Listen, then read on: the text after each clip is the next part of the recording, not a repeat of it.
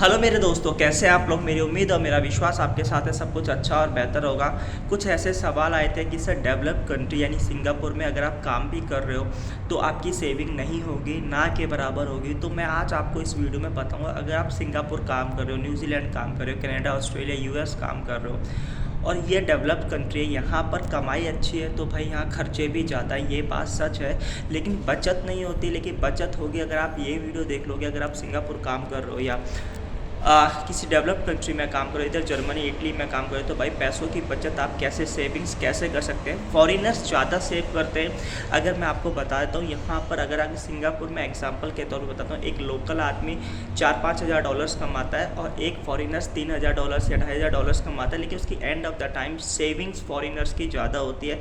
तो मैं बताऊँगा आज कुछ ऐसी टिप्स कि आप सिंगापुर में रह के ज़्यादा से ज़्यादा सेव कैसे कर सकते हैं। और अदर ये टिप्स जो है अदर कंट्रीज़ में भी लागू होती है और ये मैं अपने ऊपर भी लागू करता हूँ। तो अगर आप विदेश जाना चाहते हैं और अगर आप विदेश जाने का सपना रखते हैं तो ये चैनल बिल्कुल आपके लिए है। यहाँ पर मैंने एजेंसीज़ की डिटेल, जो जॉब वैकेंसीज आती रहती हैं, सिंगापुर है, मलेशिया है, कोरिया है, पोलैंड, इटली, जर्मनी, और अगर आप न्यूजीलैंड, ऑस्ट्रेलिया यहाँ पर जाना चाहते हैं, कनाडा जाना चाहते हैं तो जॉब वैकेंसीज़ हमेशा, और मिडिल ईस्ट भी जाना चाहते हैं तो जॉब एजेंसीज़ की डिटेल हमेशा मैं देता रहता हूँ। जो चैनल के साथ जुड़े, press the bell icon, all का बटन दबा ताकि फ्यूचर में नोटिफिकेशन मिलता रहे। और हाँ, आप विदेश में रह के अगर 1 से 2 लाख रुपए कमा रहे हो तो एक क्वाइट अच्छी सैलरी है, ना ही ज़्यादा बुरी है ना ही ज़्यादा अच्छी है। लेकिन अगर जैसे कहने का मतलब आप सिंगापुर में 3,000 डॉलर्स कमा रहे हो तो एक नॉर्मल अच्छी सैलरी एज अ फॉरेनर मानी जाती है, क्योंकि 3,000 डॉलर्स का मतलब है इंडिया के 1,80,000। तो अब 3,000 डॉलर्स में आप क्या क्या बचा सकते हो, पूरा मैं बताने की बात करूँगा।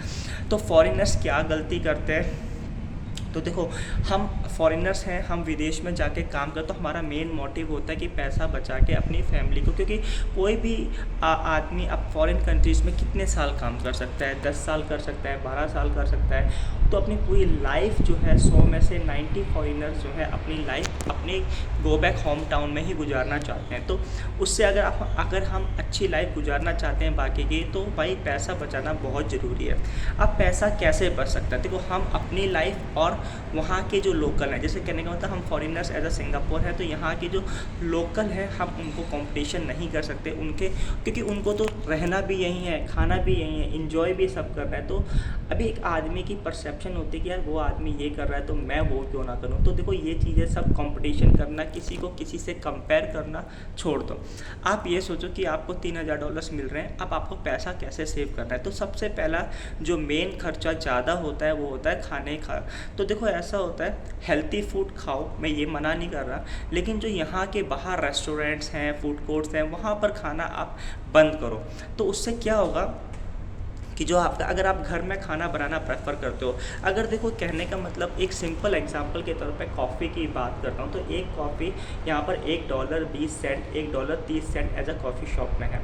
अगर आप घर में ही कॉफ़ी बना के पी के जाते हो, या कोई ऐसा पार्सल आप अपनी बोतल, हॉट वाटर बोतल में कॉफ़ी बना के, तो देखो, एक महीने की ज़्यादा से ज़्यादा खर्चा आपका $11 से $12 आएगा कॉफ़ी का। सुबह शाम आप कॉफ़ी पी सकते हो, चाय पी सकते हो, और वही अगर आप बाहर अगर पियोगे तो $70-80 कॉफ़ी का। इस तरह से खाने का खर्चा है। तो एक दिन में अगर आप खाना पीना, नाश्ता, ये ब्रेकफास्ट करने का खर्चा देखोगे तो $15 से $20 है, और महीने का होता है 600 से 700। तो इस 600 से 700 को आप, $700 हैं तो आप इस $700 को पूरा कम कर सकते हो 150 से $200 में, अगर आप घर से प्रेफर करते हो।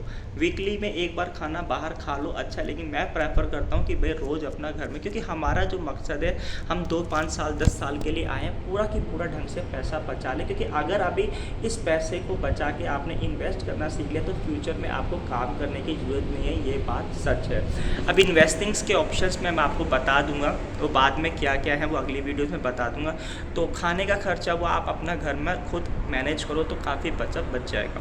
दूसरा जो है एकोमोडेशन है, कई लोग पर्सनल एकोमोडेशन लेते हैं, तो भाई मैं प्रेफर करूँगा शेयरिंग में कर लो यार।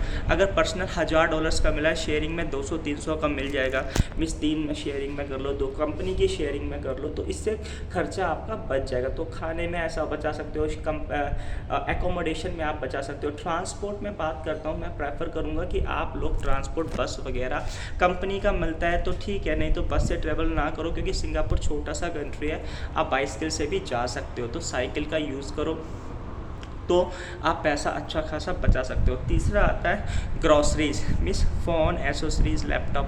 तो देखो यहाँ पर एप्पल के फ़ोन आपको इंस्टॉलमेंट में मिल जाएंगे, एप्पल का लैपटॉप आपको इंस्टॉलमेंट में मिल जाए, कुछ भी चीज़ इंस्टॉलमेंट में मिले तो प्रेफर मत करो, क्योंकि अगर आप इंस्टॉलमेंट में आप सोचते हो कि महीने के $100 देने, लेकिन वो 2 साल तक देने हैं, तो इस चीज़ को समझो। तो अभी आप यहाँ second hand website, second hand things बहुत अच्छी ले सकते हो। फ़ोन जो है वो अगर आप शॉप से 1200 का लोगे तो आप ऑनलाइन सेकंड हैंड आप खरीद सकते हो 600 का। कैरासोल वेबसाइट है जो यहाँ सेकंड हैंड फ़ोन डील करती है, और बहुत सारी। तो कहने का मतलब सेकंड हैंड आइटम्स भी बहुत अच्छे हैं। तो फ़ोन वगैरह है। अगर आप महंगा फ़ोन आप यूज़ तभी करें। मैंने यहाँ देखा है जी, कंस्ट्रक्शन वर्कर है जो अभी होटल्स में काम कर रहे हैं, तो आईफोन 14 पैक्स प्रो कर रहे हैं, पता नहीं क्यों, लेकिन उनका उतना कोई काम नहीं। तो आप सैमसंग या कोई ऐसा $200-300 से भी फ़ोन का काम, तो जो इतनी ऐसी सीरीज, क्योंकि देखो ऐसा फ़ोन की कोई वैल्यू नहीं होती।